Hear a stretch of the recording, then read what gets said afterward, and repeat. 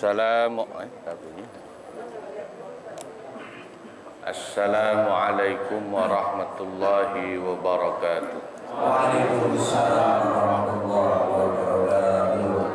Alhamdulillahi rabbil alamin wa kafa. Wassalatu wassalamu ala sayyidina Muhammadinil Mustafa wa ala alihi wa sahbihi ahli sidqi wal wafa, amma ba'd. Al-mukarramun wal mukarramat, para guru, para asatidah, para sesepuh, bil khusus guru kita yang sudah hadir, Bapak Ki Haji Dr. Andes Muhammad Ja'far, Ketua Majelis Ta'lim Ukhuwah Islamiyah, Bapak Haji Basra Insofari, Bapak Ustadz Muhammad Tahir, dan Ketua Masjid Miftahul Huda, Bapak Ismail. Bapak-bapak, ibu-ibu, jamaah ukhuwah Islamiyah yang moga-moga semua dicatat sebagai ahli surganya Allah. Alhamdulillah, pada pagi hari ini kita kembali bisa hadir untuk ta'lim rutin giliran di Masjid Miftahul Huda. Moga-moga Allah limpahkan dan tambahkan keberkahan-keberkahan, sehat walafiat, panjang umur, luas rezekinya, berkah ilmunya, dan berkah keluarganya, menjadi keturunan yang saleh dan salihah. Pagi ini menyambut Idul Adha, saya akan membahas tentang 3 macam ibadah menyembelih binatang dalam Islam. Yang pertama namanya aqiqah, yang kedua namanya kurban, yang ketiga namanya hadyu. Kalau yang ketiga saya yakin jarang pada dengar. Aqiqah itu dari kalimat yang makna awalnya adalah sya'run fi ra'sil maulud, rambut yang ada di kepala bayi. Tapi kemudian dimaknai sebagai dhabihatun 'anil maulud syukran lillah, binatang yang disembelih karena kelahiran bayi sebagai bentuk syukur kepada Allah. Ya, kalau bayi laki-laki sunnahnya 2, kalau bayi perempuan cukup 1 ekor kambing. Afdalnya dilaksanakan pada hari ke-7 kelahirannya, kalau belum bisa nanti seminggu berikutnya, kalau belum bisa seminggu berikutnya, sampai bayinya masuk usia balik. Kalau bayinya sudah masuk usia balik, apalagi udah kumisan, udah gugur kewajiban orang tuanya. Ya. Yang kedua namanya kurban. Dalam bahasa Arab disebut udhiyah. Makanya lebarannya namanya Idul Adha. Udhiyah dari kata dhahwah yang bermakna waktu duha. Ya, jadi udhiyah itu aslinya dari kata dhahwa, dari kalimat yang bermakna waktu duha. Sebab kurban dilaksanakan mulai pagi hari, waktu duha. Nah, kita tahu pengertian ibadah kurban adalah ma yuzbahu minan na'ami taqarruban ilallah min yaumil 'id ila akhiri ayyamit tasyriq. Binatang-binatang ternak yang disembelih dengan niat taqarrub kepada Allah dari awal hari Idul Adha tanggal 10 Dzulhijjah sampai hari terakhir tasyrik. Dalilnya dalam Al-Qur'an ada dalam surat Al-Kautsar. Fashalli li rabbika wanhar. Fasalli, maka dirikanlah salat olehmu, li rabbika, untuk Tuhanmu, yakni salat Idul Adha, wanhar, dan potonglah binatang, yakni berkurbanlah engkau. Ya. Hukum akikah sunnah muakkadah. Hukum kurban menurut mayoritas ulama juga sama, sunnah muakkadah. Meskipun ada yang berpendapat wajib bagi yang mampu. Itu pendapatnya Imam Abu Hanifah dan Imam Malik. Alasan mereka mengatakan kurban itu wajib bagi yang mampu karena ada hadis Nabi Muhammad sallallahu alaihi wasallam dari sahabat Abu Hurairah, Nabi Muhammad sallallahu alaihi wasallam bersabda, "Man kana ma'ahu sa'atun wa lam yudhhi fala yaqrabanna musallana." Barang siapa orang yang dia ada keluasan rizki tapi tidak mau berkurban, fala yaqrabanna musallana. Kata Nabi, jangan dekat-dekat ke tempat salat kami. Itu ancaman Nabi buat orang yang ada keluasan nggak mau kurban. Ini hadis bahaya kalau kedengeran sama orang yang malas ke masjid. Kata dia, aku beneran gue jangan ke masjid disuruhnya, emang gue males. Tapi mayoritas ulama tetap berpendapat kurban hukumnya sunnah muakkadah. Ya. Sebab ada hadis Nabi lainnya yang mengatakan barang siapa yang punya keinginan atau rencana berkurban, maka mulai masuk tanggal 1 Zulhijjah sebaiknya jangan potong rambut, jangan potong kuku. Nah, kata-kata keinginan itu menunjukkan kurban tidak wajib, tapi sunnah muakkadah ya. Tapi tidak potong kuku, tidak potong rambut itu sunnah, tidak wajib ya. Kalaupun tetap potong kuku, potong rambut tidak apa-apa ya, afdolnya. Nah, itu kurban. Yang ketiga namanya ibadah nyembelih binatang itu hadyu. Hadyu itu dari kata hadiah.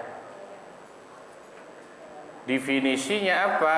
Ma tuhdalil harami taqarruban ilallah. Binatang yang disembelih sebagai hadiah di tanah haram, tanah suci dengan niat taqarrub kepada Allah. Jadi hadyu itu binatang yang dipotong di tanah suci. Hukumnya ada yang wajib, ada yang sunnah bagi jamaah haji di sana. Itu namanya hadyu, ya. Dam itu hadyu wajib, kafarah itu hadyu wajib bagi jamaah haji. Fidyah itu juga hadyu wajib bagi jamaah haji. Ataupun ada yang hadyu sunnah. Ya kurban biasa tapi orang yang haji kurbannya di sono, itu namanya hadyu. Kalau kurbannya di rumah namanya kurban. Jelas bedanya ya. Nah, dalilnya ada di surat Al-Baqarah ayat 196. Contoh hadyu wajib buat jamaah haji. Kata Allah, "Faman tamatta'a bil umrati ilal hajji famastaysara minal hadi." Barang siapa yang hajinya tamattu, maka wajib baginya 1 ekor kambing sebagai hadiyunya, disebut dam, haji tamattu. Nanti juga haji kiron juga kena dam. Atau orang yang ihram melanggar larangan-larangan ihram seperti potong rambut atau kuku juga kena dam. Haji itu kan ada 3 model. Tamattu, ifrad, qiran. Yang 2 kena dam pasti. Tamattu dan qiran itu kena dam. Yang tidak kena dam, hadyu itu hanya haji ifrad. Haji tamattu itu orang datang ke tanah suci Mekah ihram umrah dulu karena belum masuk waktu puncak haji, yaitu tanggal 7 Zulhijjah. Lalu dia tahallul, selesai ihram, dia nunggu puncak haji. Itu namanya tamattu, kena dam. Itu rata-rata gelombang pertama, gelombang kedua awal kena dam semua karena pasti tamattu hajinya. Ya.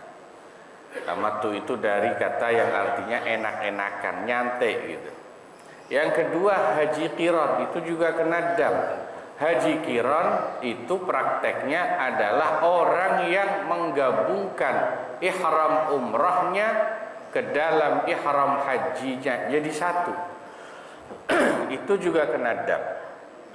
Yang tidak kena dam atau hadiyu namanya haji ifrat. Kalau qiran kena. Ifrat itu apa? Dia langsung datang ke Mekah langsung ihram haji.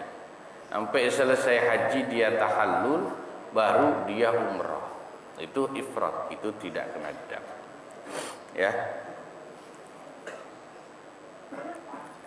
Nah, kembali 3 ibadah kurban ini definisinya beda-beda tapi ada kesamaan. Kesamaannya apa? Sama-sama binatang yang dipotong harus memenuhi syarat. Pertama, syarat umur. Yang boleh dipotong kan unta, sapi atau kerbau dan kambing. Unta minimal di atas 5 tahun. Sapi atau kerbau minimal di atas 2 tahun. Kambing minimal di atas 1 tahun. Yang kedua, binatangnya harus salimatun minal uyub. Di akikah juga sama, kambingnya harus di atas 1 tahun. Yang kedua syaratnya, binatangnya harus salimatun minal uyub, selamat dari cacat yang bisa menyebabkan binatangnya tidak sah. Cacatnya ada beberapa. Pertama, aura, buta mata binatang itu enggak sah. Kedua, ajfa, binatangnya itu kurus banget sehingga antara tulang sama dagingnya banyakkan tulangnya, kagak sah tuh. Yang ketiga, arja, pincang. Yang keempat, al-maridatul bayyinu maraduha, yang binatangnya sakit-sakitan.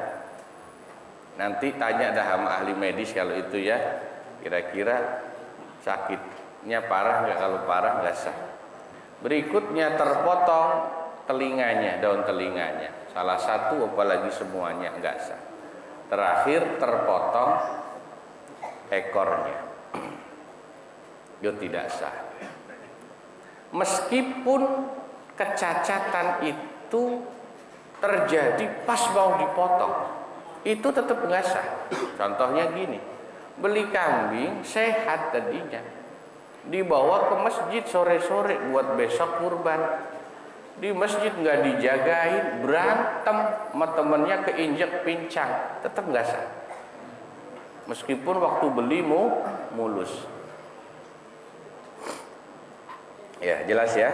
Nah, lalu tentang pembagian daging kurban. Kalau kurbannya wajib, nggak boleh makan. Kurban itu kan yang wajib karena dinadarkan atau ditakyyinkan. Pak, sering orang bingung. Saya beli kambing, ditanya orang di jalan, Pak itu kambing apa? Ini kambing kurban saya. Apakah jawaban itu termasuk takyin kurban yang menyebabkan kurban jadi wajib? Kata ulama, tidak. Kalau ucapan ini kambing kurban saya, karena itu niatnya menjawab pertanyaan orang, tidak menjadikan status kurbannya menjadi wajib. Tetap kurban sunnah biasa, dia tetap boleh makan. Yang nggak boleh makan yang nazar atau dengan pernyataan tanpa pertanyaan dari siapapun, itu takyin wajib. Dia dan orang yang jadi keluarga intinya, tanggungan nafkahnya anak istri, tidak boleh ikut makan. Ya, kalau kurban wajib begitu. Berikutnya tentang pembagian kurban. Kalau kurban sunnah, orangnya yang kurban masih boleh makan, cuman nggak usah banyak-banyak. Nanti jatah fakir miskin jadi kurang. Ya. Lalu dibagikan yang paling banyak untuk fakir miskin, sisanya diberikan sebagai hadiah kepada selain fakir miskin. Boleh terima bukan fakir miskin pun, tapi namanya hadiah. panitia kurban, pengurus masjid, ustadz tuh kalau dapat namanya hadiah.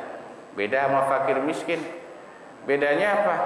Kalau fakir miskin dapat daging kurban itu hak mutlak mereka. Mau dimasak, mau dijual boleh. Tapi kalau orang yang bukan fakir miskin dapat hadiah seperti pengurus masjid, panitia kurban atau ustadz, tidak boleh dijual dagingnya sama dia. Misalnya Ustadz Thohir dapat nih daging kambing, dia nggak doyan. Waduh, gua nggak nyate, kata Ustadz Thohir, gua jual bisa nggak? Nggak bisa. Hadiah itu. Kalau Ustadz Thohir nggak doyan, anterin ke rumah saya. Gitu Ustadz, ya. Nah itu cara pembagiannya begitu, dan perbedaan status penerimanya.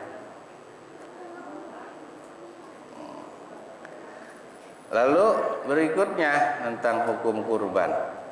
Yang paling afdal kurban itu apa? Unta. Lalu sapi, lalu baru kambing. Kalau dari jenis kambing yang paling afdal kambing gibas. Karena Nabi kalau kurban kambing gibas, gitu ya. Bukannya kambing Pak, unta yang paling afdal. Nabi itu gak cuma kurban kambing, Nabi juga sering kurban unta. Dan kalau kurban unta gak tanggung-tanggung, 100 ekor, 63 ekor beliau sembelih sendiri. Sisanya Sayyidina Ali suruh terusin. Di samping itu ada hadis yang menjelaskan kenapa unta yang paling besar pahalanya. Nanti kan diukur sebab unta paling mahal dan paling banyak dagingnya, baru sapi. Ada hadis lain yang Nabi jelaskan tentang pahala orang pergi Jumatan. Man raha fi sa'atil ula faka'annama qarraba badanatan. Siapa yang berangkat Jumatan pada jam pertama, pahalanya seperti seekor kurban unta. Jam 7 tapi berangkatnya. Orang Papanggo kagak ada yang bisa kecuali marbot masjidnya. Wa man raha fi sa'ati tsaniyah faka'annama qarraba baqaratan. Yang berangkat pada jam kedua, sapi satu pahalanya, kurban sapi. Jam 9. Wa man raha fi sa'ati tsalisah faka'annama qarraba kabsyan. Yang berangkat jam ketiga, pahalanya kurban kambing satu. Jam 10. Wa man raha fi sa'ati rabi'ah faka'annama qarraba dajajatan. Yang berangkat pada jam keempat, ayam. Memang benar hadisnya begitu. Kita nggak pernah Pak berangkat jam 10, ayam kita dapatnya paling mentok. Itu pun kalau jam 11. Wa man raha fi sa'atil khamisah faka'annama qarraba bidatan. Yang berangkatnya setengah 12 lewat telur. Benar. Rata-rata orang kita lebih doyan telur daripada onta berarti. Berangkatnya setengah 12 mulu kalau Jumatan. Mending khotibnya belum naik. Kalau khotibnya udah naik, malaikat udah tutup buku, nggak dapat apa-apa, nggak diabsen. Itu kan hadisnya. Jadi unta yang paling gede pahalanya. Nah,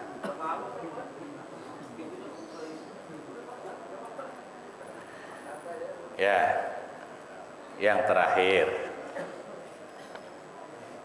tentang apa? Oh ya, nanti masih ada dua lagi lah, pahala. Pak, kan ada hadis Nabi menyembelih 2 ekor kambing gibas. Riwayat Siti Aisyah hadisnya. Kambing pertama beliau baca Bismillah Allahumma taqabbal min Muhammad wa ali Muhammad. Ya Allah, ini kurban yang kambing pertama dari Muhammad dan keluarganya, tolong terima. Bismillah.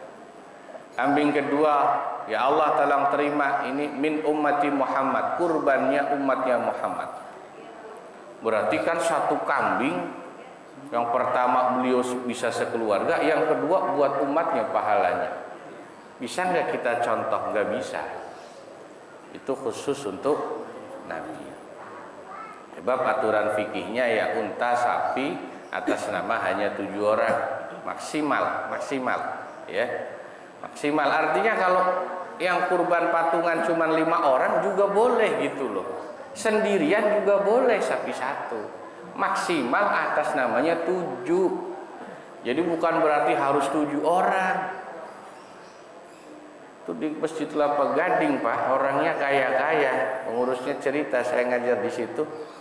Kurban berapa? Biasa sih sampai 25 ekor satu sapi. Itu yang kolektif paling berapa ekor doang sapi di sana. Yang lain beli sendiri-sendiri.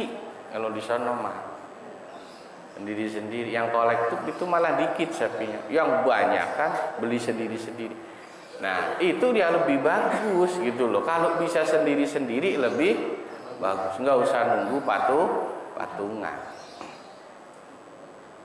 Nah, meskipun kita tidak bisa niru Nabi seperti itu niat kurbannya, tapi kata ulama hadis wa hadzal hadis dalilun ala man jawwaza tadhiyatar rajuli anhu wa an ahli baiti wa ishtirakahum ma'ahu fi thawab wa hadza madhhabuna wa madhhabul jumhur.